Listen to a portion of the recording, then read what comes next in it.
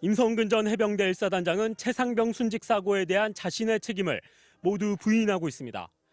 자신은 물에 절대 들어가지 말라고 수차례 지시했는데 현장 대대장들이 지시를 잘못 알아들어서 사고가 났다는 주장입니다. 하지만 부하들의 진술은 달랐습니다. 사고 전날 임 전 사단장을 만났던 한 중대장. 해병대 수사단 조사에서 사단장이 빨리 현장에 들어가라, 왜 빨리 작업 시작하지 않고 병력들을 대기시키고 있는 거냐며 재촉했다고 말했습니다. 이날 밤 열린 화상회의에선 좀 더 구체적인 이야기가 오갔습니다. 임 전 사단장이 위에서 보는 것은 수색 정찰이 아니다. 내려가서 수풀을 헤치고 찔러보면서 찾아야 한다고 지시했다는 증언이 나왔습니다. 또 다른 참석자는 사단장의 말을 인용한 여단장의 지시를 듣고 많은 인원이 물에 들어가서 빈틈없이 수색해야겠구나라고 생각했다고 말했습니다. 최상병 부대뿐만 아니라 다른 부대도 수중 수색에 나섰던 것으로 확인됐습니다. 유속 확인 후 무릎 이하 수심까지만 수색 실시, 특정 구간 수색을 위해 물에 들어가라고 지시, 각 여단장님과 통화했고 제대별 판단, 장화까지 깊이는 들어가는 노력 필요 같은 지시를 전달했다는 진술이 이어졌습니다. 당시 지휘관들은 그 사단장의 작전 지침상 무릎 높이 정도 수중 수색이 포함된다. 다수가 그리고 객관적으로 그 사단장 지침을 해석했다고 볼 수가 있습니다. 해병대원들이 물속에 들어가 수색 중인 사진. 임성근 전 사단장은 이 사진이 공보팀의 연출로 만들어진 것이라고 주장하고 있습니다. 하지만 해당 중대장은 작전 그림까지 그리며 실제로 1시간 반가량 수중 수색이 실시됐다고 반박했습니다. 특히 사단장이 공보태세는 적극적으로 하라고 지시했다는 진술도 나왔습니다. 최상병 순직 사고의 책임을 놓고 진실 공방이 벌어지고 있지만 부하들의 진술은 한결같이 임 전 사단장을 향하고 있습니다. MBC 뉴스 이덕영입니다. 순직한 최상병과 함께 수색에 투입됐다 살아남은 동료 해병대원은 저녁 하루 만에 임성근 전 사단장을 공수처에 고소했습니다. 이를 두고 임 전 사단장은 해병대와 사단장에게 회복할 수 없을 정도의 심각한 명예훼손, 북한식 행태라고 비난했습니다. 이에 대해 이 생존병사는 입장문을 통해 정면 반박했습니다.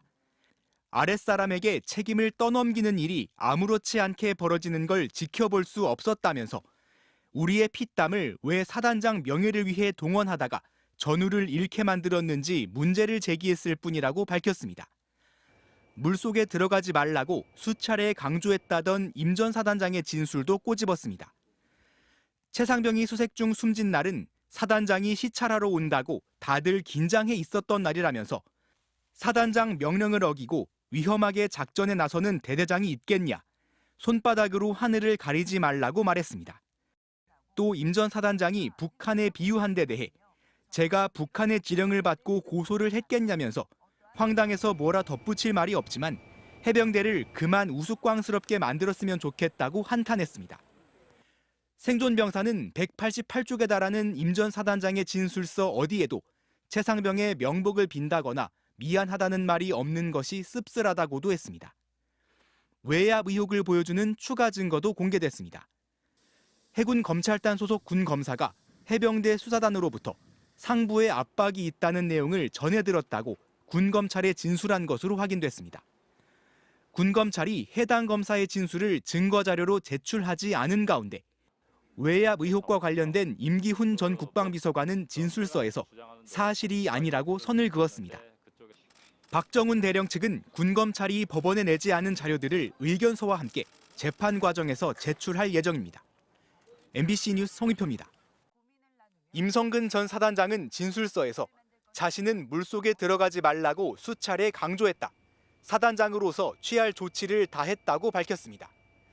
최상병 순직과 관련해 자신의 업무상 과실이 인정돼 책임을 묻는다면 앞으로 어떤 사단장도 정상적으로 부대를 지휘하기 힘들 거라고도 했습니다. 특히 작전 기간 중 20차례 넘게 안전조치와 강조사항을 내려보냈다고 강조했는데 언론과 해병대 수사단이 의도적으로 이를 언급하지 않고 있다고 주장했습니다. 또 사실과 진실을 외면하는 편파적인 부분도 수사 결과에 포함시켜달라고 밝혔습니다. 순직한 최상병과 함께 수색에 투입됐다 살아남은 병사가 자신을 고소한 것을 두고도 임 전 사단장은 불편함을 숨기지 않았습니다. 이런 고소는 해병대 창설 이래 처음 있는 일이라며 해병대와 사단장에게는 회복할 수 없을 정도의 심각한 명예훼손이라고 했습니다. 생존 병사의 입장 발표 등을 도운 군인권센터를 향한 강도 높은 비판도 이어졌습니다. 군인권센터가 생존 장병을 등에 업고 국민을 선동하고 있다면서 전형적인 적을 이롭게 하는 행위이자 북한 사이버 공격의 한 형태라고까지 주장한 겁니다. 자신이 벌이는 행태가 군에 대한 국민의 불신을 만들어내고 오히려 군의 질서를 무너뜨리고 있는 게 아닌지 되돌아봐야 되는 것이라고 생각합니다. 임 전 사단장이 188쪽 분량의 진술서 전반에 걸쳐 법적 책임이 없다고 강조한 가운데 경찰은 임 전 사단장의 과실 여부도 수사하고 있다고 밝혔습니다.